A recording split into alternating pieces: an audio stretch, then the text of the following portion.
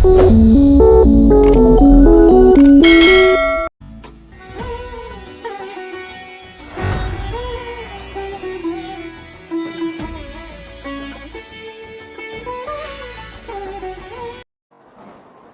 प्रणाम।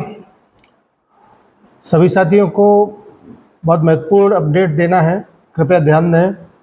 अभी माननीय सुप्रीम कोर्ट में सहारा और सेबी के विवाद को लेकर जो सुनवाई चल रहा था उसका लंच का टाइम हो गया है और लंच से पहले बहुत ही शानदार नज़ारा सुप्रीम कोर्ट में देखने को मिला है।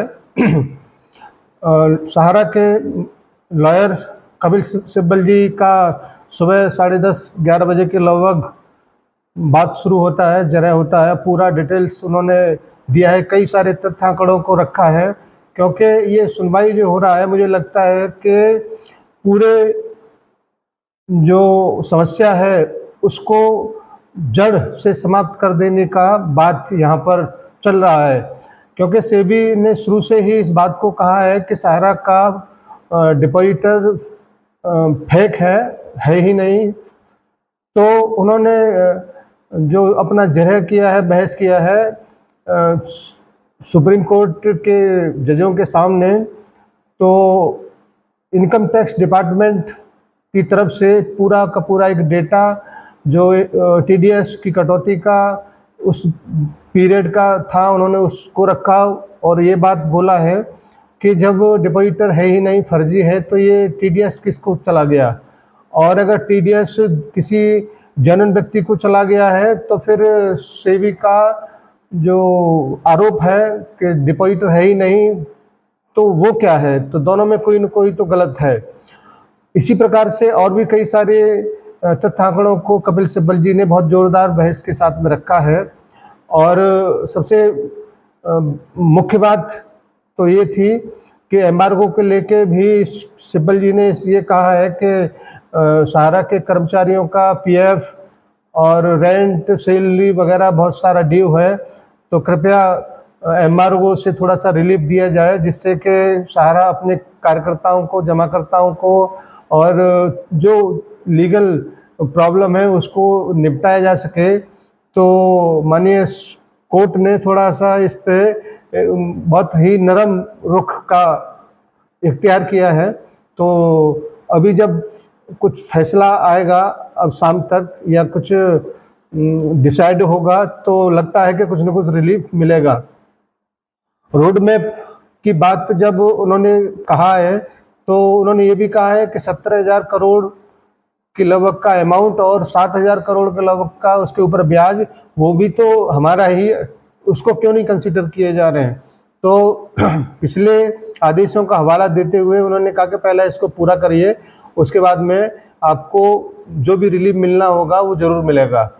साथ ही साथ ये बात भी कपिल सिब्बल जी ने बोला है कि दो बहुत ही वैल्यूएबल प्रॉपर्टी का डिटेल्स हम उपलब्ध करा रहे हैं, जिसमें एमए वैली, जिसका वर्तमान का मूल्य 5,77,000 करोड़ रुपए का है, जो कि सहारा ने नहीं निकाला, वो वैल्यूएशन करने वाली कंपनी ने निकाला है। और वर्सोवा नाम का जो जगह मुंबई में है, उसका जो वैल्यू निकाला है वो 55,000 करोड़ रुपए का निकाला है।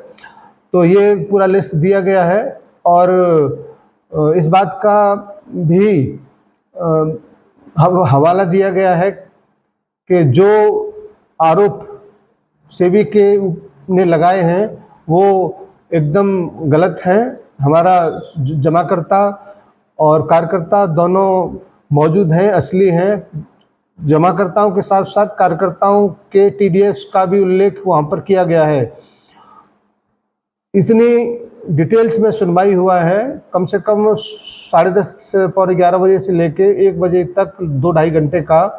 तो वो डिटेल्स तो नहीं बताया जा सकता है, लेकिन थोड़ा सा राहत यहाँ पर हम लोग महसूस कर सकते हैं। आगे भी सुनवाई होगा, अभी थोड़ी देर बाद इसका अपडेट शाम के टाइम पे हम ज़रूर देंगे आपको। मैं आप लोगों से, अपने साथियों से विशेष कर ये ज़रूर कहना चाहता हूँ कि सुप्रीम कोर्ट की जो सुनवाई है उससे संबंधित बहुत सारे लोग TXT फाइल में बनाकर कुछ लिखा कर लोगों के बीच में वायरल कर रहे हैं। कृपया ऐसा न करें, क्योंकि बिल्कुल आधी अधूरी जानकारी है। जब तक कोई आदेश पारित नहीं होता तब तक किसी भी प्रकार की कोई भी कमेंट, कोई भी बात कहना मूर्खता होगी। अभी हम ये नहीं कह सकते कि आने वाले समय में जब ये आदेश पारित होगा तो क्या होने जा रहा है। वो सर्वाधिकार माननीय सुप्रीम कोर्ट का है, माननीय जजों का है। हम पूर्वानुमान लगाकर अपने साथियों को डराने का काम न करें। जमाकर्ता भी भ्रमित हो जाते हैं, ऐसा काम न करें। आप इतना इंतजार किया है, अभी सुप्रीम कोर्ट की कार्यवाही जारी है।